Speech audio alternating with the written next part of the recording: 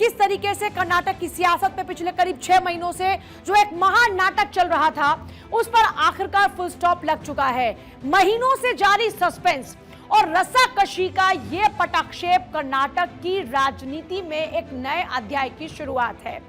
तो देखिए, आपने देखा कि किस तरीके से अगर पिछले कई सालों को उठाकर देखें तो पिछले कई सालों में हमने देखा कि जो सत्ता संभाल रहे सिद्धारमैया हैं, एक तरफ जहां उनकी कोशिश ये थी कि सीएम वही लगातार बने रहें, लेकिन दूसरी तरफ डीके शिव कुमार का भी विरोध आपने देखा। सिद्धारमैया ने लेकिन आखिरकार आला कमान के कहने पर मुख्यमंत्री पद से इस्तीफा दे दिया है और इसी के साथ जो स्टेट पॉलिटिक्स है उसमें लंबे समय से चली आ रही ढाई साल की जंग पर आखिरकार विराम लग चुका है, या यूं कहिए कि फिलहाल के लिए विराम लग चुका है। दरअसल सिद्धारमैया और उनके डिप्टी रहे डीके शिव कुमार के बीच पावर ट्रांसफर को लेकर ठन जाया करती थी और दोनों के बीच नाराजगी की खबर अक्सर आम हुआ करती थी, लेकिन इस्तीफे के बाद दोनों के बीच जारी संघर्ष का अंत होने की बात कही जा रही है। सिद्धारमैया ने दिल्ली नहीं जाने का फैसला किया, उसके बाद सवाल उठ रहा है कि यह संघर्ष का अंत है या फिर ये एक नया आरंभ। सिद्धारमैया दोपहर करीब 3 बजे लोक भवन पहुंचते हैं, मुख्यमंत्री पद से वो इस्तीफा दे देते हैं और उसके बाद मीडिया से मुखातिब होते हैं, इस्तीफे की जानकारी देते हैं और कहते हैं कि मैंने अपना इस्तीफा सौंप दिया है, राज्यपाल अभी शहर में नहीं है, हमें बताया गया है कि वो बेंगलुरु में नहीं, इसलिए मैंने इस्तीफे को उनके सचिव को हैंडओवर कर दिया। मैं कई बार ये बात बोल चुका हूं, इस बात का जिक्र वो करते हैं। उन्होंने लिखा कि मैंने तो अपना इस्तीफा दे दिया है, हैंडओवर कर दिया है जो उनके सचिव हैं। मैं कई बार ये बात बोल चुका हूं कि जब भी मुझे हाईकमान इस्तीफा देने के लिए कहेंगे तो मैं उनकी बात को मानूंगा और हाईकमान ने मुझे इस्तीफा देने के लिए कल कहा और इसलिए मैं आज अपना इस्तीफा दे रहा हूं। तो ये जो पोस्ट सिद्धारमैया ने किया इस्तीफा देते हुए, जो उन्होंने बातें कही, ये बातें दरअसल वो हैं। अब इस्तीफे से पहले सिद्धारमैया ने बेंगलुरु में अपने घर पर मंत्रियों के साथ एक ब्रेकफास्ट मीटिंग की, जिसमें जो सिद्धारमैया सरकार है उनके सभी मंत्री मौजूद थे और इस ब्रेकफास्ट में सिद्धारमैया ने अपने इस्तीफे के फैसले के बारे में जानकारी दी। इस बैठक में डीके शिव कुमार भी मौजूद रहे। इस बैठक में डीके शिव कुमार ने सिद्धारमैया से हाथ मिलाया, अभिवादन किया और इस बैठक में डीके शिव कुमार ने सिद्धारमैया का पैर छुआ, आशीर्वाद लिया और फिर दोनों गले भी मिलते हैं। आइए वो तस्वीर मैं इस बार आपको दिखाती हूँ। ये देखिए, पहले डीके शिव कुमार झुकते हैं, प्रणाम करते हैं, आशीर्वाद लेते हैं सिद्धारमैया का और उसके बाद में जैसे ही आशीर्वाद ले लेते हैं तो फिर गले भी मिलते हैं। ये तस्वीरें राजनीतिक रूप से बहुत खास हो जाती है। ये वही दो नेता हैं जो पावर ट्रांसफर को लेकर आमतौर पर बयानबाजियां करते रहे। इससे पिछली बार की वो तस्वीर आपको याद होगी जब ब्रेकफास्ट की टेबल पर दोनों बैठ के ऑल इज वेल वाला मैसेज दे रहे थे। अब ये देखिए वो तस्वीर जब दोनों एक दूसरे के गले लगते हैं, मतलब पार्टी में सब कुछ ठीक है, कोई खींचतान नहीं, सब कुछ आला कमान के निर्देश पर हो रहा है, ये एक मैसेज देने की कोशिश की जा रही है। वो तस्वीर है जब कैबिनेट की बैठक बुलाई जाती है और कैबिनेट की इसी बैठक में दोनों ही नेता साथ में थे, बाकी की पूरी कैबिनेट भी वहां पर मौजूद थी और इसके साथ वो तस्वीर भी आपने देखी जब उनकी ओर से आशीर्वाद लिया जाता है, फिर दोनों ही नेता आपस में गले मिलते हुए नजर आते हैं। अब आपको बताते हैं ब्रेकफास्ट मीटिंग में आखिर क्या क्या हुआ, एक एक जानकारी आपको देते हैं। तो देखिए, सबसे पहले सिद्धारमैया ने आला कमान के साथ में जो बैठक थी उसकी जानकारी दी। इसके साथ ही हाईकमान ने नए चेहरे के लिए जगह बनाने को कहा। उन्होंने मैसेज बताया कि ये मैसेज आया, सिद्धारमैया ने कैबिनेट मंत्रियों को फैसले की जानकारी दी कि भाई आला कमान से एक मैसेज आया है और बैठक में बताया डीके शिव कुमार अगले मुख्यमंत्री रहने वाले हैं। सभी से डीके शिव कुमार का साथ देने के लिए भी कहा। इसके साथ ही उनकी ओर से फिर शुभकामनाएं दी जाती हैं, गले मिलते हैं, दोनों पैर छूते हैं डीके शिव कुमार और इसके साथ ही ये मैसेज देने की कोशिश की जाती है कि मिलकर काम करने वाले हैं जो कैबिनेट के बाकी के लोग हैं वो डीके शिव कुमार का साथ दें और सरकार चलाने में उनकी मदद करें, उनके साथ एक अच्छे तालमेल के साथ आगे बढ़े। कांग्रेस नेतृत्व की इच्छा के मुताबिक सिद्धारमैया ने पद से इस्तीफा देने का ऐलान किया, लेकिन इतनी जल्दी ये सब हुआ कैसे? कर्नाटक में इतने बड़े राजनीतिक घटनाक्रम से हैरान सब है।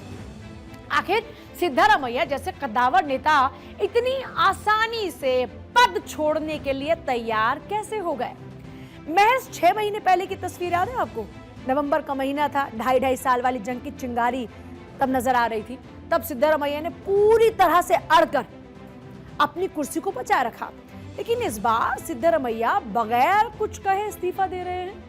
ऐसे में सिद्धारमैया के सीएम पद से इस्तीफे की इनसाइड स्टोरी बताते हैं कि आखिर हुआ क्या, इसकी पूरी इनसाइड स्टोरी है क्या, आखिर तस्वीर इतनी जल्दी बदल कैसे जाती है।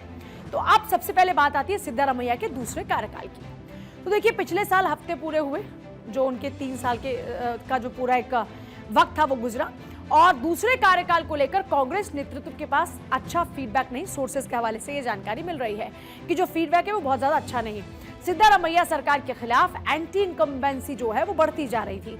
78 साल के सिद्धारमैया पहले की तरह अब उतने ज्यादा प्रभावशाली प्रशासक नहीं रहे। अगले विधानसभा चुनाव तक उनकी उम्र 80 साल हो जाती। ये सही समय का इंतजार किया कांग्रेस आलाकमान ने, और सिद्धारमैया डीके को बुला लिया दिल्ली, और दिल्ली में राहुल गांधी ने सिद्धारमैया से सीधी बातचीत की। ये सोर्सेस के हवाले से इनपुट्स है जो आपको बता रहे हैं। तो राहुल गांधी ने इस्तीफा देने और अगली पीढ़ी को मौका देने की बात कही। राहुल गांधी ने सिद्धारमैया से राज्यसभा के रास्ते दिल्ली आकर पार्टी की मदद करने की बात कही। शुरू में सिद्धारमैया ने राहुल गांधी को समझाने की कोशिश की, लेकिन जब सिद्धारमैया को लगा कि आलाकमान अपनी तरफ से पूरा मन बना चुका है, तो पद छोड़ने को लेकर उन्होंने भी अपनी सहमति दे दी। दशकों बाद ऐसा हुआ कि राहुल गांधी ने एक बैठक ली और उसमें जो फैसला लिया वो लागू हुआ।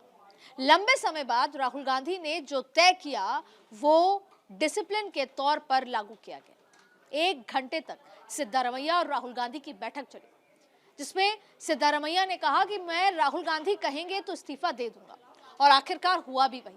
लेकिन सिद्धारमैया ने यह बात कही कि मैं ओबीसी हूं, और अगर आप मुझे रिप्लेस करेंगे तो किसी ओबीसी से रिप्लेस कीजिए। राहुल गांधी मुस्कुराए और ये कहा कि आप इस्तीफा दीजिए, बाकी पार्टी आलाकमान तय करेंगे। और उसके बाद एक बहुत ही सहज माहौल में इस्तीफा भी हुआ। वहीं डीके शिव कुमार को भी ये कहा गया कि आपको उनके पैर भी छूने हैं, उनसे गले भी मिलना है, जिससे पार्टी के अंदर एक डिसिप्लिन का मैसेज जाए। वैसे अगर देखा जाए तो सत्ता शेयरिंग का ये विवाद पिछले 1 साल से ही चल रहा, और कहा तो ये भी जा रहा है कि 2.5 साल के बाद सिद्धारमैया को पद छोड़ना था, लेकिन उन्होंने इस्तीफा नहीं दिया, जिसके बाद विवाद बढ़ने लगा। इस मामले में सामने आया कि प्रियंका गांधी वाड्रा के दखल के बाद डीके शिव कुमार की सिद्धारमैया की जगह लेने की कोशिशों को रफ्तार मिली। सीएम की कुर्सी के लिए डीके शिव कुमार ने काफी कोशिश की, और शिव कुमार ने हाल ही के महीनों में दिल्ली के कई दौरे भी किए, और उनके ये दिल्ली के दौरे काम भी आए।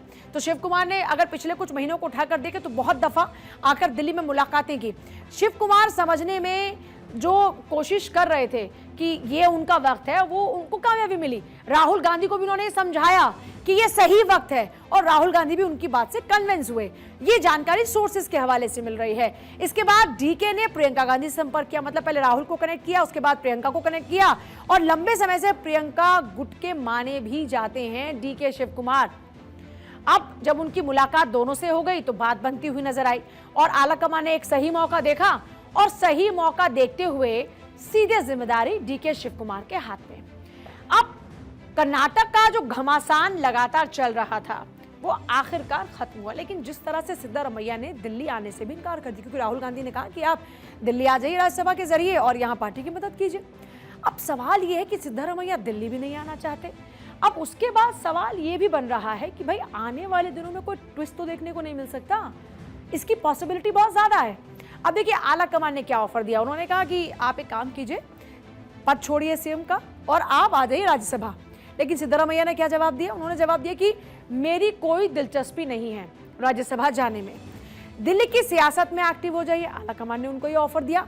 उन्होंने कहा कि मैं कर्नाटक से बाहर नहीं जाना चाहता हूं, मेरा इरादा नहीं है कि मैं कर्नाटक की पॉलिटिक्स से निकलूं। तो अब आप समझ सकते हैं कि एक तरफ जो प्रपोजल्स उनको दिए गए थे, जो ऑफर्स उनको दिए जा रहे थे कि अगर आपसे सीएम की कुर्सी ली जा रही है तो आपके पास में ये विकल्प है, सम्मानजनक तरीके से आप हमारे पास दिल्ली में आइए और पार्टी की मदद कीजिए। लेकिन उन्होंने साफ साफ इनकार कर दिया कि नहीं आना मुझे कर्नाटक से बाहर, और इसीलिए कहा जा रहा है कि भाई कोई दिलचस्प मोड़ तो नहीं आने वाला है। अब कुल मिलाकर कर्नाटक के नाटक पर फिलहाल के लिए तो पर्दा गिर चुका है। आलाकमान के दखल के बाद बेंगलुरु के गलियारों में अब ऑल इज वेल का राग तो अलापा जा रहा है। चेहरे पर जबरन ही सही लेकिन मुस्कान भी तैर रही है। लेकिन सवाल वही, क्या ये वाकई इस अंदरूनी कलह का परमानेंट एंड है या फिर सिर्फ एक इंटरवल, और असली पिक्चर अभी बाकी है।